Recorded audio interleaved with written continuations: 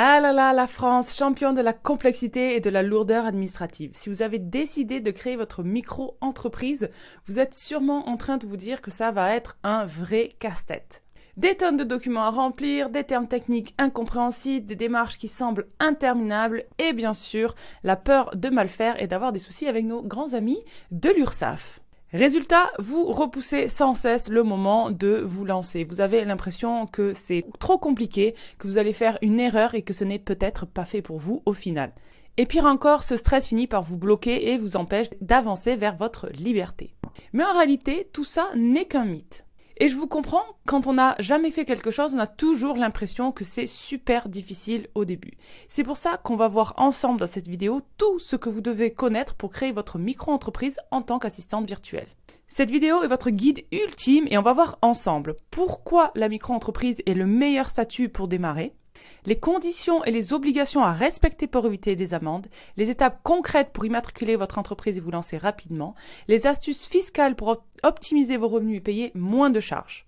Donc si vous souhaitez gagner du temps et éviter toutes les erreurs que font la majorité des nouvelles assistantes virtuelles, restez bien jusqu'à la fin de cette vidéo. Donc comme beaucoup de futures assistantes virtuelles, vous hésitez à vous lancer parce que vous pensez que créer une entreprise, c'est quelque chose de compliqué et de fastidieux.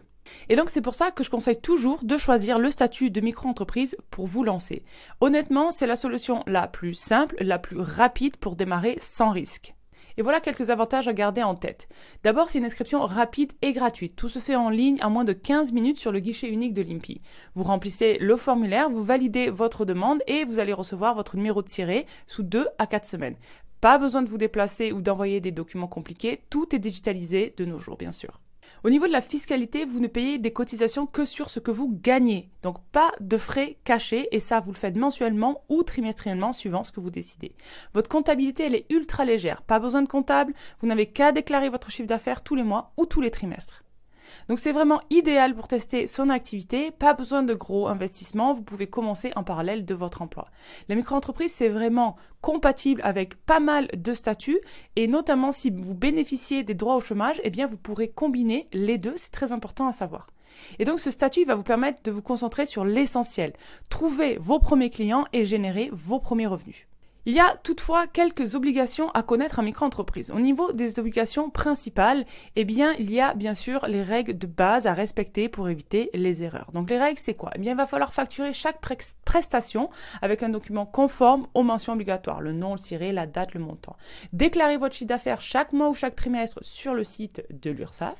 Vous avez l'obligation de tenir un livre de recettes, tout simplement, où sont enregistrées toutes vos entrées d'argent. Et puis, bien sûr, vous avez l'obligation de payer vos cotisations sociales, qui représente 24,6% de votre chiffre d'affaires pour les assistantes virtuelles. Mais bonne nouvelle avec l'ACRE, ce taux il peut être réduit de moitié environ pour la première année. Je vous explique tout ça un petit peu plus en détail plus tard dans la vidéo, donc restez bien jusqu'à la fin. Une autre obligation, c'est d'ouvrir un compte bancaire dédié si votre chiffre d'affaires dépasse 10 000 € durant 2 années consécutives. Donc, vous avez l'obligation d'avoir un compte séparé. Même si ce n'est pas pour tout de suite, personnellement, je vous conseille de toute façon d'avoir 2 comptes bancaires séparés. Un pour votre activité et un pour votre vie personnelle.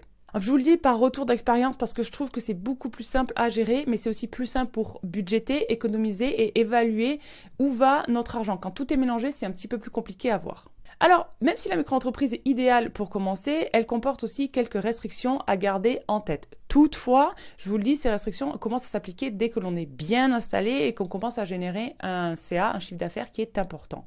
Donc, il est important de les connaître, mais pour autant, sachez que quand vous vous lancez, elles vous impacteront pas du tout de suite. Donc, en tant qu'assistante virtuelle, vous êtes considéré comme prestataire de service la plupart du temps. Donc, votre plafond est de 77 700 € hors taxe pour pouvoir rester en micro-entreprise. Ça représente environ 6 400 € par mois. Vous avez donc de la marge. Un énorme avantage en micro-entreprise, c'est que nous sommes exemptés de la TVA. Donc, on ne la facture pas, on ne la collecte pas et on ne la paie pas. Et ça va vraiment simplifier énormément vos démarches au quotidien, bien sûr.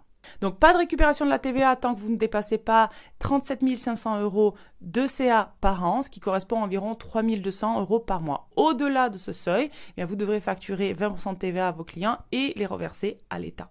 Une autre chose aussi importante à comprendre et à savoir en micro-entreprise, pas de déduction de charges. Contrairement aux sociétés, vous ne pouvez pas déduire vos dépenses professionnelles comme les logiciels, le matériel, les formations. Toutefois, vous bénéficiez d'un abattement forfaitaire sur votre CA avant votre déclaration d'impôt. Donc si vous prévoyez de rapidement dépasser ces plafonds, il faudra envisager un autre statut, mais pour débuter, la micro-entreprise reste vraiment la meilleure option. Et avant d'atteindre ces plafonds, vous pouvez vraiment déjà très bien vivre de votre activité d'assistante virtuelle. Et je vous donne là tout de suite quelques exemples pour que vous puissiez vous projeter au niveau des chiffres. Donc en facturant entre 25 et 30 euros l'heure, voici ce que vous pouvez espérer générer. Si vous travaillez 10 heures par semaine, vous pouvez générer 1000 euros bruts par mois. 25 heures par semaine, 2500 euros bruts par mois. Et 35 heures par semaine, 3500 euros bruts par mois. Donc si on part du principe que vous travaillez 25 heures par semaine et que vous générez 2500 euros de chiffre d'affaires, vous êtes en dessous du seuil de la TVA, donc vous ne payez que les cotisations sociales de 24,6%, ce qui représente environ 2000 euros dans votre poche. Et pour 25 heures de travail par semaine, c'est quand même pas mal. D'ailleurs, si vous voulez savoir comment générer plus de 2000 euros dans les prochains mois depuis chez vous et à vos propres horaires, j'ai créé une masterclass offerte dans laquelle je vous explique comment lancer votre activité d'assistante virtuelle. Cette méthode a permis à des centaines de femmes de devenir indépendantes, alors pourquoi pas vous? Le lien est juste en bas dans la description. Alors comment créer votre micro-entreprise en tant qu'assistante virtuelle? Eh bien d'abord, vous allez vous inscrire en ligne. Et ça, c'est simple et c'est gratuit. En 15 minutes, vous allez remplir votre déclaration et obtenir votre ciré sous quelques jours. Pour ça, vous vous rendez sur le site de l'INPI, puisqu'il est devenu depuis quelques années le guichet unique pour tout ce qui concerne la micro-entreprise et l'entreprise. Et je vous assure que ça a simplifié les choses. Donc toutes vos démarches de création, modification, ajout d'activité ou radiation passent aujourd'hui par ce site. Sur le site, vous remplissez le formulaire avec vos informations personnelles. Dans la case « Activité exercée », vous sélectionnez « Autres services aux entreprises », donc libéral non réglementé. Vous choisissez si vous souhaitez le versement libératoire de l'impôt ou pas. Donc ça, savoir, c'est suivant votre situation si c'est plus avantageux. Puis, vous validez votre inscription.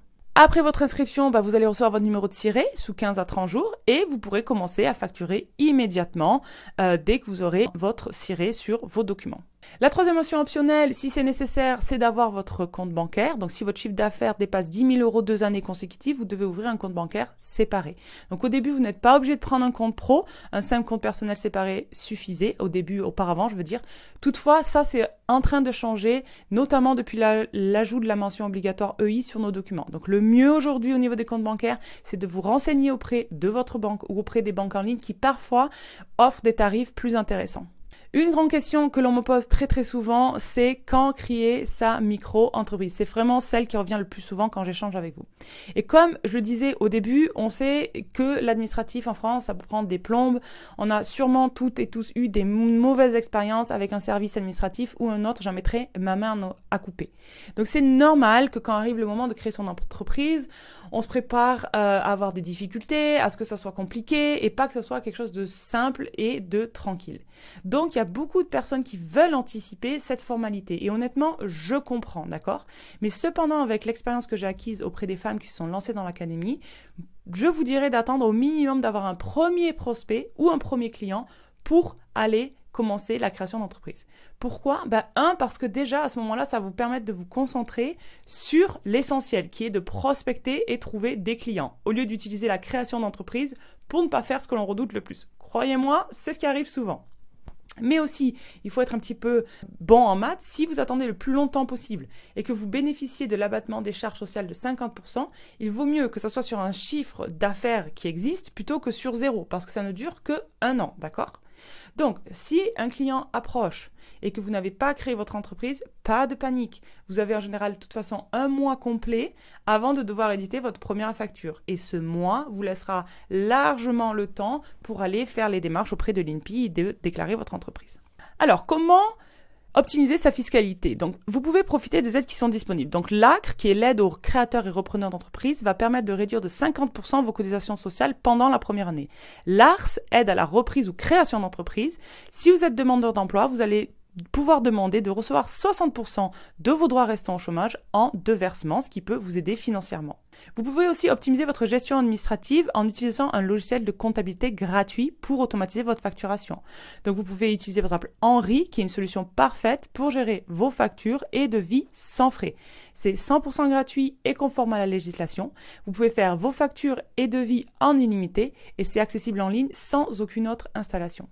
Et puis bien sûr, notez bien les échéances de déclaration pour éviter les pénalités. Vous devez aussi anticiper les plafonds. Si vous dépassez 77 700 € de chiffre d'affaires, vous allez passer automatiquement en entreprise individuelle au régime réel. Mais attention, il y a une astuce peu connue. Vous pouvez dépasser le plafond pendant 2 ans consécutifs avant de changer de régime fiscal, donc pas de stress. Donc, créer sa micro-entreprise en tant qu'assistante digitale est simple, rapide et accessible à toutes. Ce statut vous permet de vous lancer sans prise de risque, de tester votre activité et de générer vos premiers revenus en toute autonomie. Si vous avez encore des doutes, posez vos questions en commentaire, je répondrai avec grand plaisir. Et en cliquant juste ici, vous trouverez une vidéo où je vous détaille les 6 signes qui montrent que vous êtes fait pour l'activité d'assistante virtuelle. C'est une vidéo essentielle pour vous aider à confirmer votre choix. Allez la voir dès maintenant. C'était Julie et je vous dis à bientôt.